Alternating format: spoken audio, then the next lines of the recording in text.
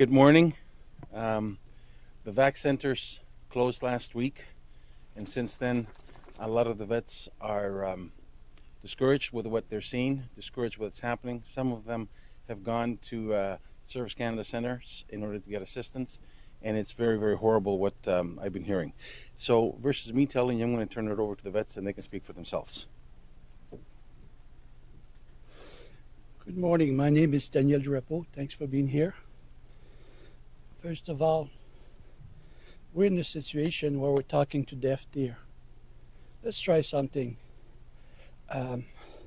Mr. Harper and Mr. Fantino, you succeed to piss off people who didn't care about politics in your government. Mr. Fantino, you insult veterans. You apologize one day, the day after you don't. Mrs. Gallant, both of you woke up the bear. You pissed off the bear. There's no honey in the world is going to stop us for what we want. If we go by term, I could use you ain't seen nothing yet. There's a lot of song title I can use. Trying this approach. Like Mr. Harper, there ain't going to be any blue suede shoes in the parliament. Your government doesn't show RE as PCT. The reason why I take this approach, maybe Mr. Harper will listen. He doesn't listen to many protestation, my peaceful protestation, to any petition. He doesn't listen to vets. There's one rule in Canada all Canadians are proud of. Is a World War II vet, Korean vet, and you don't touch those guys. The second you touch those guys, you get all of guys like me pissed off, and I don't back up. Mr. Harper, next time there's a conflict, I hope, the good Lord, there's never going to be a conflict again. Why don't you and your member wear boots and go in the front like we did and live what we've been through? Maybe you'll change your mind about us and screwing the veteran. They said they're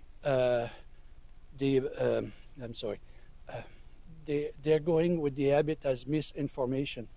Well, there's a webpage now on Facebook. It's called Illusion of Service. I even got an email address, illusion.of.service@gmail.com, because there are so many emails going to the internet about veterans going to the so-called office and getting run around or getting poor service. Now we have canalized all those emails, and we're going to bring it to you, because the way it goes, you don't understand. Well, we're going to make you understand, because you don't want to wear shoes, and you just want our money. One more thing. Tonight is Winterlude with the high sculpture ceremony. Question. Last year I've been telling the government, Minister Office, why are you doing it at night when the veteran cannot go because they're too old, they don't drive, it's cold? Your high sculpture basically will melt and go in the drain. You're wasting money when we don't have money. I'm for any ceremony for a veteran, as long people don't get hurt. When you have Canadians who don't have money for food on the table and you're making ceremony, you're going to make ceremony all year to look good, to pretend you care about the veteran. I got one for you. You got no business in France with World War II vet when you cannot respect them. They want people who love them and take care of them with them in France this summer. They don't want people who take their money away and make their life miserable. I would like to thank you very much. And next month I'll be back with a skeleton from my closet. Have a good day. Good morning. My name is Jerry Kovacs, and I'm a veterans advocate. Since the decision was made to partner with Service Canada offices in July of 2012, I've been to 2 different Service Canada offices in Ottawa 4 separate times. On each and every occasion, I've asked the same question. I'd like information about funeral and burial benefits for veterans. On each and every occasion in the last 18 months, the response was the same. We can't help you. So, given the fact that there was so much discussion in the House of Commons last week regarding the number of veterans services available at Service Canada Centres, it started out as 585 with the Prime Minister, then it went to 600 with the Minister of Veterans Affairs, then it went to 620 and 650 with the Parliamentary Secretary. I went to a Service Canada Centre this morning at 8:30. Exactly at 8:30 when the doors opened, I was the 4th person in line. There were 3 others already waiting for me there. The numbers fluctuated up and down between 6 and 10 people waiting at any one time. I was given a number that said pension EI benefits. When you go in, you take a number. I said, I'm here to ask a question about a veterans issue. And I was given a ticket that said I'm there for a pension employment insurance question. Nonetheless, I waited 50 minutes. At approximately 9:20, my number was called, and I went up and asked the same question. I'd like information about funeral and burial benefits for veterans. Well, it was really interesting after this. There were 3 people there. One of them started looking, and he didn't know where to look. Then asked a coworker to come help him. They could not find the Veterans Affairs website on their computer. At which point I politely said, may I help you? It's www.vac-acc.gc.ca. Well, they got to the Veterans Affairs website and they couldn't find anything on funeral and burial benefits. They couldn't. And I said, well, what is it you can do to help me here? Well, we can try and find the application form for you. Will you help me complete it? It wasn't for me, by the way, just so that you know. And they said, no, you have to complete it on your own. I was inquiring on behalf of someone else. So after about 6 to 7 minutes of this, I was told that they can't find the form or the link on the website, and that I was to call the Veterans Affairs toll-free number, 1-866-522-2122. That they couldn't help me at Service Canada. I was to call Veterans Affairs directly. They did indicate that they had training, but when I asked what kind of training that they had, I was told to call their supervisor at Beacon Hill. I've since tried twice and received an answering machine. To be honest with you, I think it's absolutely disingenuous of this government to say that they have first closed offices because they're not needed, and now they're partnering with Service Canada. They've merged with Service Canada, and when you go to a Service Canada Centre less than 1 kilometre off Parliament Hill, the staff there can't help you. They can't even find you the Veterans Affairs website. So for me, it's disingenuous for this government to say that Service Canada is available to help veterans, because my personal experience over the last year and a half, having gone 5 times now, including this morning, at 2 offices, has been, we can't help you. Morning. My name is Richard Brown. When I first heard about the closures last week, there's 2 things that came to mind. Breach of trust and a breach of human touch. I've been a client with Veterans Affairs Canada since 2007. Since that time, I've been in the vocational rehabilitation program, which has allowed me to successfully transfer from a military background to civilian, which I was denied on my exit from the Department of National Defense. 2011, I was able to get into the Ottawa OSI clinic. At that time, they then transferred me to St. Anne's Hospital in Montreal, another hospital that is great for veterans that the Conservative government is going to be closing due to budget cuts, just like the Pearly in Ottawa. When I was there, the support staff told me the door is always open. If you need to come back, you can come back. Just recently, I've been having a rough go, and I asked my case manager, I'd like to go back. I've been denied numerous options to get back into that treatment. I'd just like to ask Mr. Harper, when a veteran comes forward and asks for these services that you say are available, that they once had, why can't we get them back? If you call that 1-800 number through Veterans Affairs, 1-866-522-2122, after 4:30 p.m., Monday to Friday and all day Saturday, you will get an answering machine, and it will tell you to either call 911 or go to the nearest hospital. That is not acceptable. The online applications are just way too complicated as well. Service Canada employees, as we already seen that happen this morning, is the same way. We all gave our best to defend this country, foreign and abroad. Many of us, doesn't matter the conflict. Why can't we get this help that is needed to us, that is demanded to us? Thank you. Good morning, everyone. My name is George Villeneuve. I almost committed suicide last April because you do not give a damn about us. Enough is enough. What will it take, Mr. Harper, before you put on your pants and prevent other veterans from self-inflicting harm to themselves? Leave your seat to someone who will make good use of it. You have shown that you can't do your job on helping veterans. You should be ashamed of yourself. Time to leave the good side of life, one we sure do not have.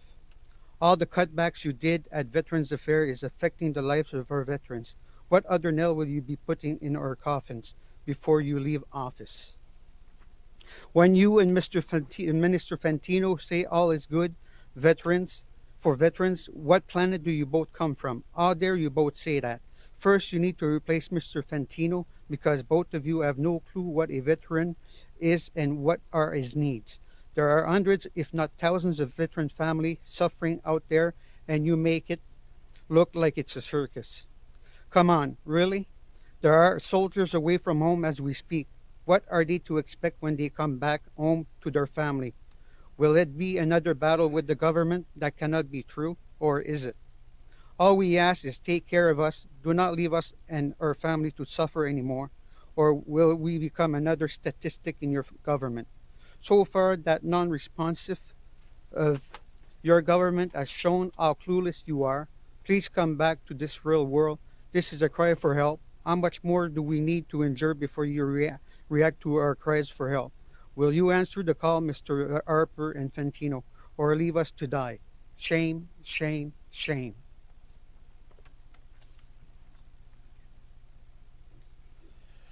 Le problème qu'on a, c'est que le gouvernement de mentalité, parce que tu ne te sers pas de l'urgence à l'hôpital, ils vont fermer l'hôpital. Va voir le docteur. Prends un rendez-vous de 3-4 mois par temps. C'est la mentalité qu'ils ont, ça. Les offices sont là parce que les gars en ont besoin. Qu'est-ce que tu fais quand tu es en stress, puis il faut que tu veux parler à une personne, tu fais le line-up? Ça n'a pas de maudit bon sens ce qu'ils font. Pour sauver de l'argent, il veut sauver de l'argent, pas de problème. Arrête de voyager. Quand tu n'as pas d'argent, tu restes chez vous. C'est aussi simple que ça. Merci beaucoup.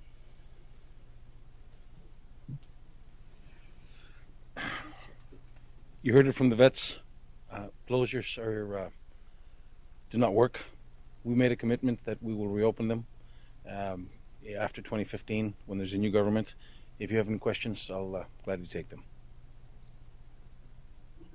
Just a technical question, sir. I just didn't get your name. If you can. George Villeneuve. So can you? So just where are you from, George? Ottawa. Where did you serve? Gulf War, been to multiple UN missions. Been to multiple UN missions, been to the Gulf War, been to Germany. What was your rank? Corporal. Okay, thank you. Maybe Jim, just quickly, I mean, sum it up for me. You've heard these 4 stories basically all saying the same thing, that the system isn't working and the transition isn't working. Sum it up for me. What has happened in the past week since they closed the office? Chaos. One word just describes it, chaos. And Mr. Fantino and Mr. Harper saying that they got 650 points of service. Well, we heard that those 650 points of service did not work. The services, these centers need to be reopened up. Not only that, but to be enhanced. And if more services need to be, more centers need to be reopened up, they should be reopened. We have 9 deaths so far. Military personnel have committed suicide. And we don't know how many veterans also have committed suicides at that point in time. I've asked Mr. Fantino in writing to come back and tell us what the number is. The 1-800 number that they have does not work.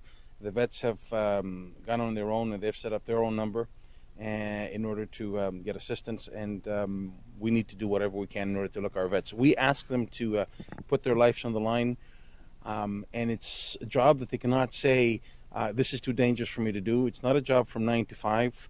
It's a job that starts at 9:01 a.m.